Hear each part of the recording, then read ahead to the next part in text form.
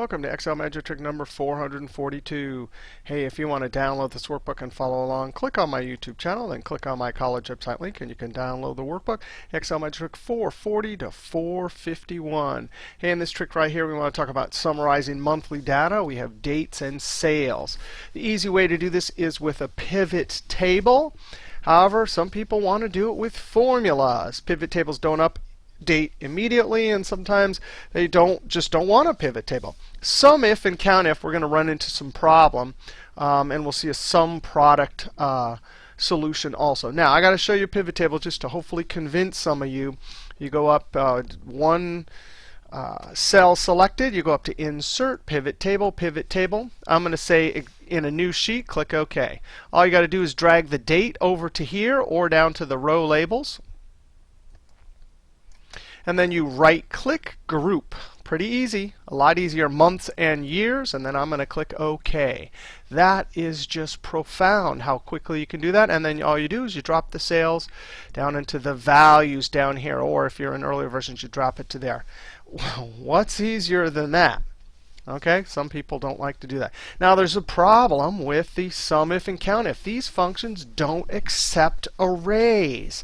So you can't, if you don't have the actual name of the month or something like that, and you need to construct from individual transactional dates a group of transactions added together, sum if is just not going to do it unless you add an extra column, which is what a lot of people do.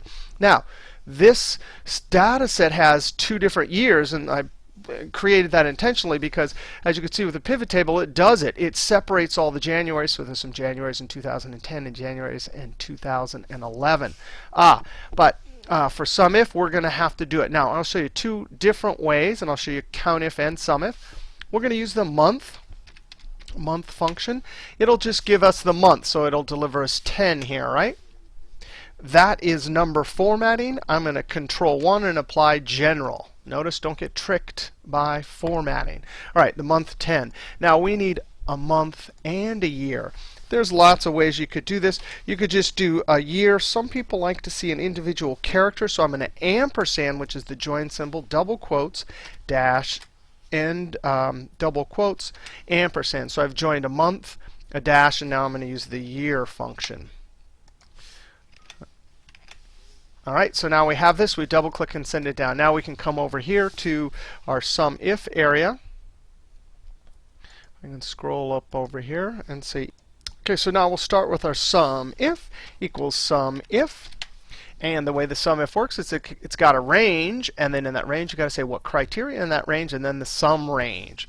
The range is going to be our extra column. I click on the top, Control Shift down arrow, and then F4 to lock it, comma, and we have to create our criteria from that date right there. So I'll just do month. I got a moth there. Month, and I'm going to say of that one, relative cell reference, ampersand, double quotes, dash, double quotes, ampersand, and then we'll do our year function.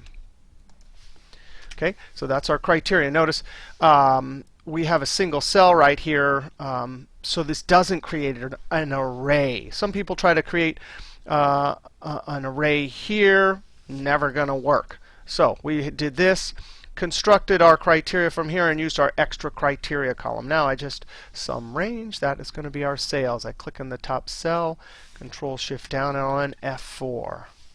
Now I close parentheses, Control Enter. Double click and send it down. And it looks like we got the same values as we did in our pivot table over there. All right, now what about our count if? I'm going to hide this column. Hide our count if, but I'm going to show you another way to do this. Sometimes people like to use the text function. You can do we have to use custom number format. So I click on that cell right there, and double quotes, we have to know the custom number format for month and year, which is what we want. So we'll do MY, close parentheses, close parentheses, Control Enter. So now I got a 10, 11. Notice I didn't put the dash there. Some people like to see it explicitly here. You don't need it. It's extra stuff to type in. Double click and send it down. Now we can come over here, count if. So I'll say equals count if. And what do I want to count? The range and the criteria. So I click there, Control Shift down arrow, F4, comma, and now we need to get our criteria. We need to make it with our text function. So I click there, and please tell me what the in double quotes custom number format for month, year. In double quote, close parentheses, Control Enter. Oops, I forgot a close parentheses. You know, I never accept these because, especially when you start doing bigger formulas, it doesn't guess right a lot. I'm going to click No, and then OK because I want to edit it, and then I'm going to go and fix it myself. Control Enter, double click and send it down. So those are two ways to get around having to use arrays. Now, if you want to use some product, I'm going to hide. The advantage to some products is you don't have to add these extra columns, and we could build just in one formula. I'm going to say equals sum product. And wow, we're going to have to construct a whole range from these dates given a single date. We actually need two criteria. The easy way to do this would be to have a column with your begin of the month and a column for your end of the month. However, sometimes you can't have those two columns. And so we need an array that says, hey, look at this date. Look through all of this column, greater than or equal to that date. And we need to, in our formula, construct the end of the month from this date and say, hey, that date, look through all of here and all of these dates that are less than or equal to. And when those two criteria are met, it will add this column. All right? So our first array is going to be our date column. But we're going to get trues and falses, so we need to convert them to ones and zeros. So I'm going to do it with a double negative, open parentheses, click on that date column, Control Shift down arrow, F4. And I'm going to highlight this because we're going to use that again, copy. All right, and what do I have to say here? Greater than or equal to that. So greater than or equal to that. That's one criteria. Now, there's the first array. And now I'm going to type a comma and get to the second array. Control V. Now, that's just the dates with a double negative. But watch this. Now we have to say less than or equal to. Then what? We don't have the end date. Well, we can construct it. If you have 2007 or 2010 or the data analysis, you could use end of month 0. I'm just going to use the version that works. The formula will work in all versions. I need a year. So I'm going to say year of that, comma, and I'm going to scoot this over here so we can see a little bit more here. So, and then the month. Now think about this. This is the first month, and we want, actually that'll be just fine, except for we need to add 1.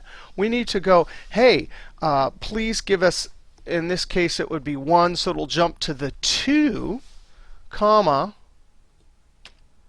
And then we can just put a 1 here. Now, some of you are looking and saying, hey, that doesn't make sense right there, because then the comparative operator can't be less than or equal to. It has to be just less than. I'm going to get rid of that right there. I'm going to close parentheses on the date. We can highlight this and hit the F9 key and verify. Oh, but it gives us a serial number, so that's not going to work. At least visually, it won't help us. Control Z. That formula will work.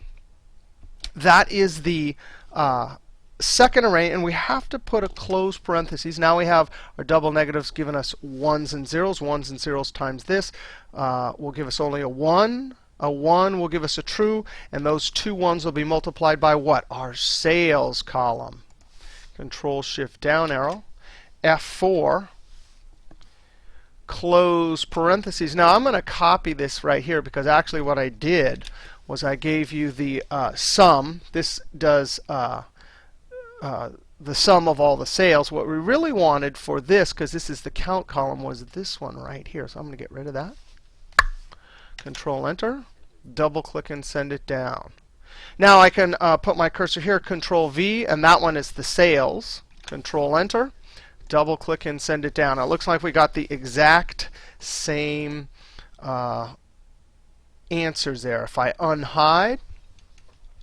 All right, so we saw three things here. We saw how fast a pivot table was.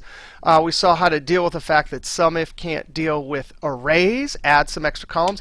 And we saw that the sum product, if you don't have two dates to compare it, you can actually construct an end of the month date right in your formula. All right, we'll see you next trick.